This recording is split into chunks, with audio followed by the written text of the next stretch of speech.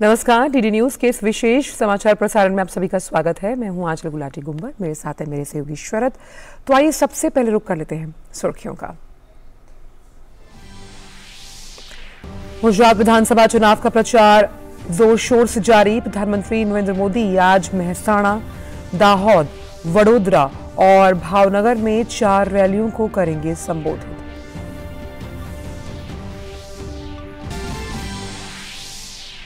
गुजरात में सभी पार्टियों के दिग्गज नेता प्रचार में जुटे। भाजपा के वरिष्ठ नेता अमित शाह चुनावी रैलियों को करेंगे संबोधित। वहीं कांग्रेस और आम आदमी पार्टी के नेता भी प्रचार में झोंक रहे हैं पूरी ताकत। रक्षा मंत्री राजनाथ सिंह आज आसियान देशों के रक्षा मंत्रियों की बैठक को करेंगे संबोधित। रक्षा सहयोग मामलों और पारस्परिक रूप से लाभप्रद संबंधों को और मजबूत करने के तरीकों पर होगी चर्चा। रक्षा मंत्री का कंबोडिया के प्रधानमंत्री से भी मुलाकात करने का कार्यक्रम।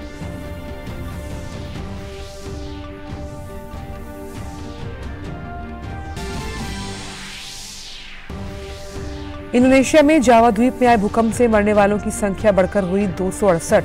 राहत और बचाव कार्य व्यापक स्तर पर जारी। बचावकर्मी इमारतों के मलबे में लोगों को बचाने के प्रयास में जुटे। राष्ट्रपति ने आपदा प्रभावित इलाकों का किया दौरा।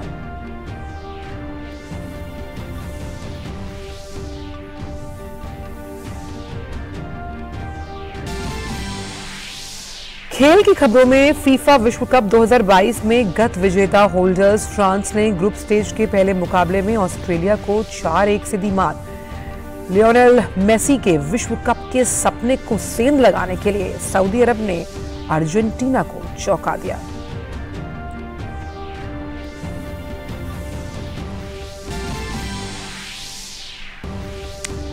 फीफा विश्व कप के बीच स्टार खिलाड़ी क्रिस्टियानो रोनाल्डो का बड़ा फैसला। आपसी समझौते के तहत तत्काल प्रभाव से इंग्लिश फुटबॉल क्लब मैनचेस्टर से अलग हुए रोनाल्डो। क्लब ने बयान जारी की पुष्टि।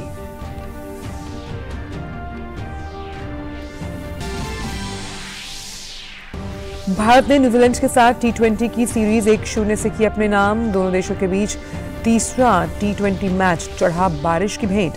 डकवर्थ लुइस नियम के आधार पर मैच को टाई किया गया घोषित।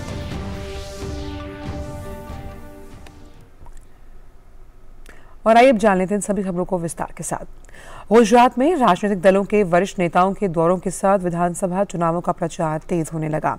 प्रधानमंत्री और भारतीय जनता पार्टी के वरिष्ठ नेता नरेंद्र मोदी आज मेहसाणा, दाहोद, वडोदरा और भावनगर में 4 रैलियों को संबोधित करेंगे। गृह मंत्री और भाजपा के वरिष्ठ नेता अमित शाह भी आज राज्य में कई जनसभाओं को संबोधित करेंगे।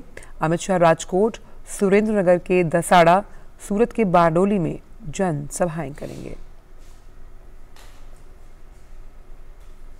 दूसरी ओर कांग्रेस के नेता और पूर्व मंत्री मनीष तिवारी और पार्टी प्रवक्ता आलोक शर्मा आज चुनावी प्रचार में भाग लेंगे।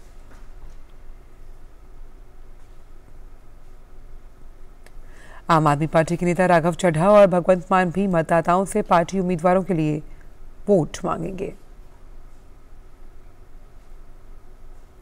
इस बीच भारतीय जनता पार्टी ने टिकट न मिलने पर निर्दलीय उम्मीदवार के रूप में नामांकन करने वाले अपने 12 सदस्यों को निलंबित कर दिया। गुजरात में 2 चरणों में होने वाले विधानसभा चुनाव में करीब 4,91,35,000 मतदाता 1,621 उम्मीदवारों के भाग्य का फैसला करेंगे। ये भी उल्लेखनीय है कि इन मतदाताओं ने 10,000 लोग 100 वर्ष की आयु पूरी कर चुके हैं। रक्षा मंत्री राजनाथ सिंह कंबोडिया के दौरे पर हैं। रक्षा मंत्री आज आसियान देशों के रक्षा मंत्रियों को संबोधित करेंगे। इस दौरान राजनाथ सिंह रक्षा सहयोग मामलों और पारस्परिक रूप से लाभप्रद संबंधों को और मजबूत करने के तरीकों पर चर्चा भी करेंगे। रक्षा मंत्री कंबोडिया के प्रधानमंत्री से भी मुलाकात करेंगे। कंबोडिया ADMM+ के अध्यक्ष के रूप में 9वीं वार्षिक बैठक की मेजबानी कर रहा है। भारत आसियान संबंधों के 30 साल पूरा होने के उपलक्ष्य में भारत और कंबोडिया पहली भारत आसियान रक्षा मंत्रियों की बैठक की सह अध्यक्षता कर रहा है।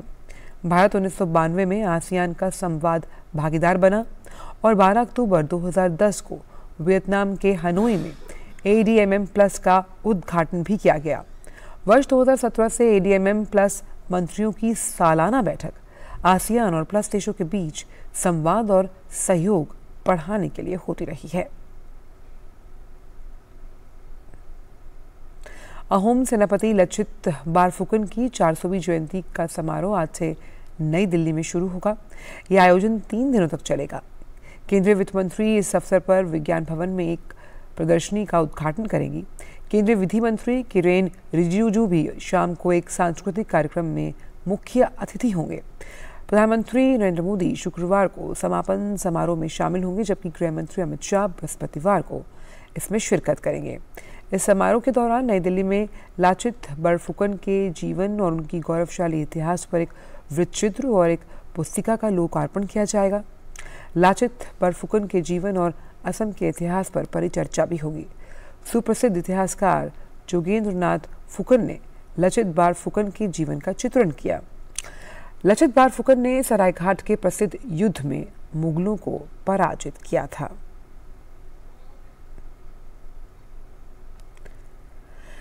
हिंद प्रशांत क्षेत्रीय संवाद का चौथा संस्करण आज से 25 नवंबर तक दिल्ली में आयोजित किया जाएगा।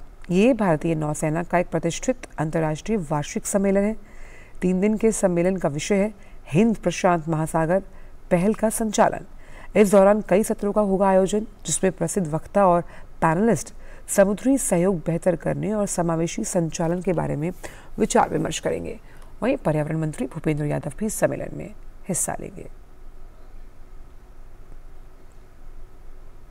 खबर इंडोनेशिया से, जहां द्वीप में आए भूकंप से मृतकों की संख्या बढ़कर 268 हो गई। अधिकारियों ने बताया कि इसमें 1000 से अधिक लोग घायल हुए हैं। वहां के राष्ट्रीय आपदा शमन एजेंसी ने कहा कि अभी भी 151 लोग लापता हैं। एजेंसी ने कहा कि इस क्षेत्र में 22,000 मकान क्षतिग्रस्त हुए। अमेरिकी भूवैज्ञानिक सर्वेक्षण के आंकड़ों के अनुसार 5.6 की तीव्रता के भूकंप का केंद्र पश्चिमी जावा के सियानजुर शहर में 10 किलोमीटर की गहराई में स्थित था। भूकंप प्रभावित क्षेत्र घनी आबादी वाला है और वहां भूस्खलन की आशंका भी बनी रहती है। बचाव कर्मी इमारतों के मलबों के नीचे जो लोग फंसे हुए हैं उन्हें तलाशने के प्रयास में लगे हुए हैं। इंडोनेशिया के राष्ट्रपति जोको विडोडो ने मंगलवार को सियानजपुर का दौरा किया और लोगों को और जरूरतमंदों को सरकार द्वारा मदद पहुंचाई जाएगी, इसका भरोसा भी दिया। वक्त हो चला है डीडी प्रीमियर्स का।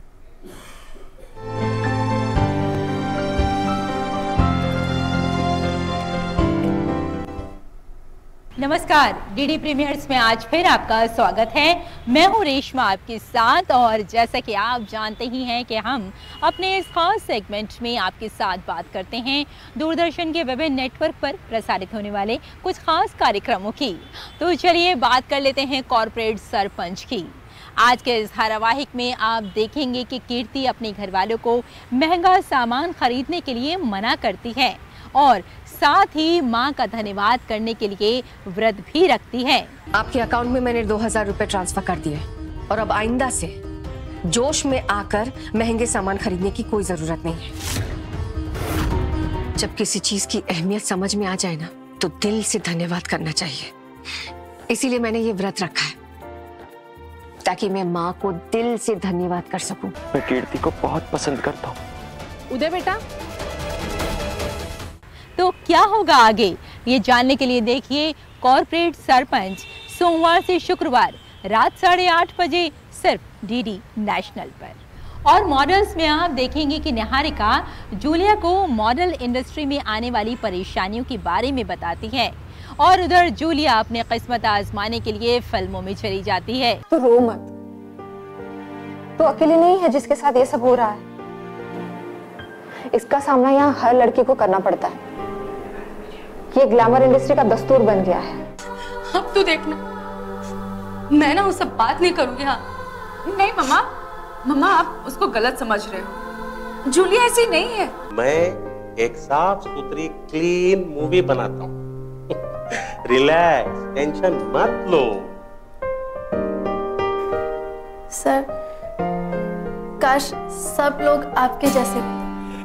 नहीं जूलिया, सब लोग एक जैसा हो नहीं सकता। ये हमारा हाथ देखो, ये हाथ का उंगलियां, ये एक बराबर नहीं है। तो क्या जूलिया कामयाब हो पाएगी? ये जानने के लिए देखिए मॉडल्स सोमवार से शुक्रवार रात 8 बजे सिर्फ डीडी नेशनल पर।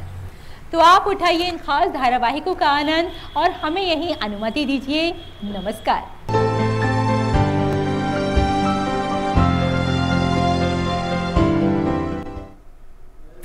और अब बात फीफा विश्व कप 2022 की, जिसकी गत विजेता फ्रांस ने ग्रुप स्टेज के पहले मुकाबले में जीत के साथ अपने अभियान की शुरुआत की।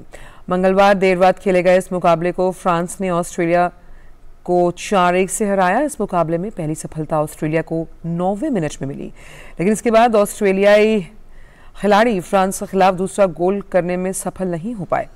वहीं मुकाबले के पहले हाफ के 27वें मिनट में फ्रांस के एड्रीन रैबियोट को पहली सफलता हाथ लगी। इसके बाद 32वें मिनट में ओलिवियर ग्रियोड ने दूसरा गोल करते हुए 2-1 की बढ़त हासिल कर ली।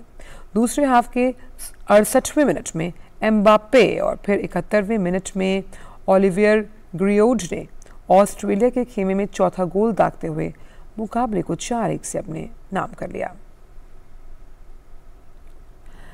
तो फीफा विश्व कप 2022 में एक बड़ा उलटफेर देखने को मिला। मंगलवार को खेले गए मुकाबले में खिताब की प्रबल दावेदार अर्जेंटीना को सऊदी अरब ने 2-1 से हरा दिया। इस हार के बाद अर्जेंटीना का 36 मैचों से चला आ रहा अजय होने का सिलसिला टूट सा गया। ग्रुप सी में खेले गए इस मुकाबले में पहला गोल अर्जेंटीना की तरफ से 10वें मिनट में लियोनेल मेसी ने किया। ये गोल पेनल्टी के जरिए आया। मुकाबले के पहले हाफ तक अर्जेंटीना 1-0 से आगे रही, लेकिन दूसरे हाफ में सऊदी अरब का शानदार खेल देखने को मिला।